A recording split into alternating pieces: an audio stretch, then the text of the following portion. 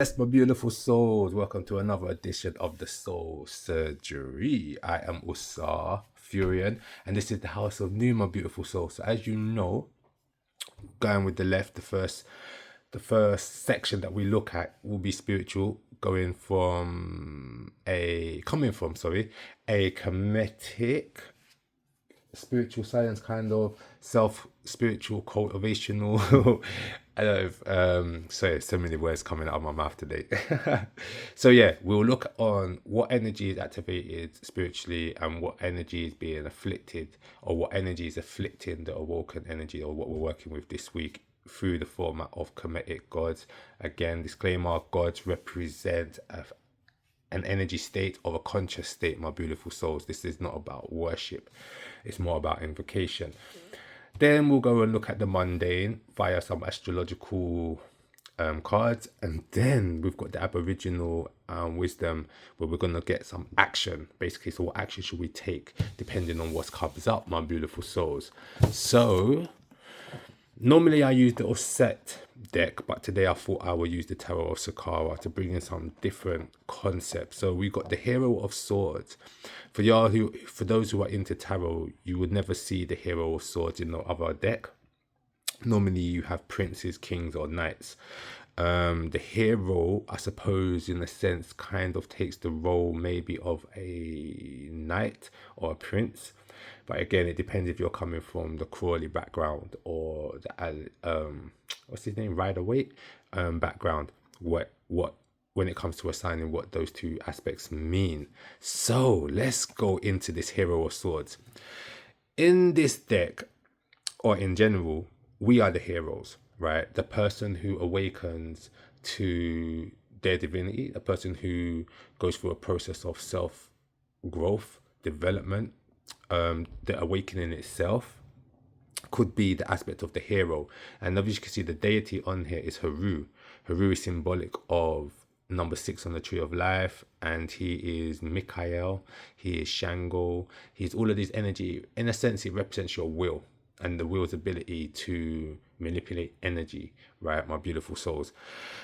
He's also the warrior. As you can see, this energy here, Haru has 3 natures. He has one, the baby Haru, or the first age, which is Haru Pakaret, and then we have Haru Bohutet, and then we have Haru So this energy here is more of the Haru, the avenger, the warrior, right? And this is coming up in the suit of cards of, it shows you the was symbol, but as you can see, the was symbol is actually what we would call the swords.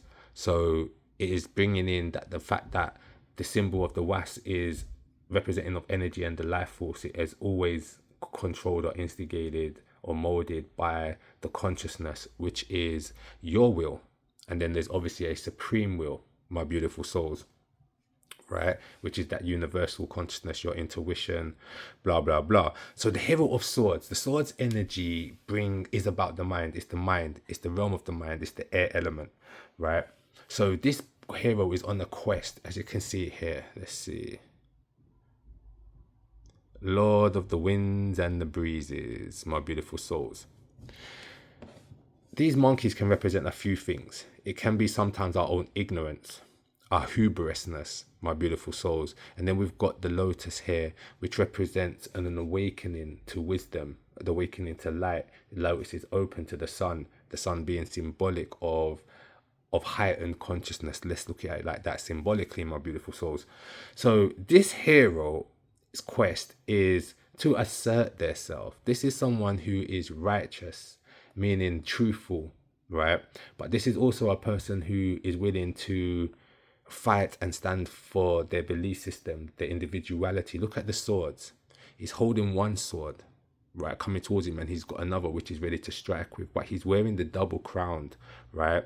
The pushat, I think it's called. And the double crown represents that he's in control of his physical form as well as his conscious self or spiritual self, my beautiful soul. So he's not ruled by his impulses, his emotional program, his feelings, right? He can see clearly, he's not blinded by emotionality, right? And this can be used in many different ways. This could be used to achieve something. So this is you setting out a plan, right? Clear thinking or clear vision allows you to innovate or execute your plan, my beautiful. So this could be dealing with any kind of situation, whether it's legal, whether it is to do with people, just people in general, right? The back end and forth in is saying that someone has the confidence and the intelligence, right, to stand their ground, right, or to have the momentum, the idea, and put momentum behind it to achieve their specific goal. But because it's the air sign, there can be conflict. This is what it's showing you, that this person won't bow or reduce their morals in order to win. Like, you know what I'm saying, my beautiful souls? So having the Magus here, right, the Magician card, and you can see the god that we have on here is Tahuti, the will of God, if you want to call it. This is your intuition, my beautiful souls. So the magician normally represents some form of skill set, right? Let's just leave it there for the minute. In the story of Haru, right, is of his childhood, Haru lost his eye, right, through his own arrogance, his own hubrisness, right, his own anger and rage when he was fighting against his uncle, which was really his lower self, the emotionality, right, the programming. And it needed to get his eye healed, which represented his wisdom, his intuition. And this was this factor of his nature that was coming back online. He was, because of his emotionality, he wasn't able to see clearly, to plan properly, right? He was constantly acting on impulse, hence why he lost many battles and lost finally his eye, losing his hope, losing his grand vision of winning back the throne. So this is all metaphoric, my beautiful. So this is you, no other than you fighting your own demons. You know, the back and forth that you do, you relapse, then you lapse, right? Or you kick the habit and then you come back to the habit. That is the whole balance. Or you wrestling with your fears, should I not, your doubts, right? That is the battle, right? And your intuition is telling you this is the way to go, but you keep blocking or you can't hear it, and then one day it kicks through, my beautiful souls. So it's actually saying that the more we don't trust our intuition, the more we operate from our emotional programming, is the more we're going to deal with situations in a very impulsive, combative manner, which in a sense will rob us of what the magician can create. The magician is the master of manifestation, my beautiful soul. So what you're trying to manifest or draw towards you might not actually be drawn towards you, because you're thinking that you're trusting your intellect, not realizing your intellect has probably been hijacked by your emotions. So you're dealing with the world through a tainted lens, and that tainted lens is making you see the world as a threat, maybe, or you're thinking small in regards to your plans and your ability or your skill set. You're not seeing the fullness. You're not challenging yourself to go for what you truly want, right? Because there's fear holding you back. So you're not seeing the expansiveness, the unlimitedness of your consciousness and its ability to create your own miracles, right? The resources that you think you lack, right? And attract this towards you. All comes from you standing in your own courage, asserting yourself, right, over your emotions, not fighting against the enemies of the so-called threat, my beautiful souls. It is actually about taking back the control of the seat. So sometimes we think it's our intuition talking to us, but really, is it our unconsciousness, our unconscious fears, which is very powerful and is as old as us, or more ancient? It's that fight or flight aspect of your nature, my beautiful soul, that we're dealing with here when it comes to either your dreams, relationships, or certain adversities that you're dealing with at the moment, my beautiful souls. So let's keep it moving. Let's see what's going on mundane wise. So we've got 5th house and we've got Libra. Definitely straight off the get-go, I'm getting that justice energy from Libra, right? This situation, you're going to be tested, preferably in relationships, business partnerships, relationships, or legal situations. So there's some sort of opponent or someone that's triggering you, basically, and we're going to have to learn how to stand our ground and not lose our heads, basically, my beautiful souls. That's the balancing act of Libra. There's a lot of air energy here, air being that we're coming out of our impulses, and we're using our left and our right brain. So the left is to break things down, analytical and analysis, and then we've got the synthetical side, which helps us to synthesize and pull things together of the right side of the brain, right? And that process is called reasoning, my beautiful souls. And then we make decisions. But what happens if we act on impulse? That those two factors of our mind gets disabled, right? Or you can do the reasoning, but then you've already been imprinted with an archetype, right, which is based on previous trauma that's already in your psyche. So you're saying, okay, I'm going to act like this, and you justify your actions based on emotional trauma previously, and you probably don't realize, my beautiful souls. So be aware in your relationships. We've also got the fifth house here, so maybe there's a downplaying of your creativity, maybe there is triggering with your children, or there is a readjustment or boundaries or issues to do with your children. Maybe you're pushing your children too much and you need to pull back, or maybe your children need to be checked, right? In this regard, maybe they have this impulsive nature, right? But definitely the relationships, personal relationships, business, children, and one's creativity, or any dealing with a legal issue in regards to children, your creativity, or again, just fifth house is dating as well, right? So anything to do with your self-esteem in regards to allowing individuals into your space and how much space you actually give them. My beautiful soul. So that's what's going on that level. Let's go to, okay, we've got fearful and we've got motivated.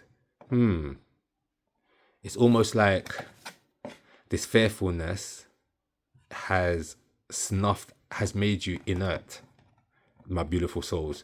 Like the fear that you're sitting in right now needs to be released, because it's like a foot on a water hose. It's stopping the flow, my beautiful souls. And this could be why this energy of the warrior is activated, because it is time now to face your inner demons, to see the root of your fears, to see the root of your doubts, your low self-esteem. Is this actually real, or is this an illusion? Have you been sitting in this illusion for so long, and now Spirit's just saying it's time to release.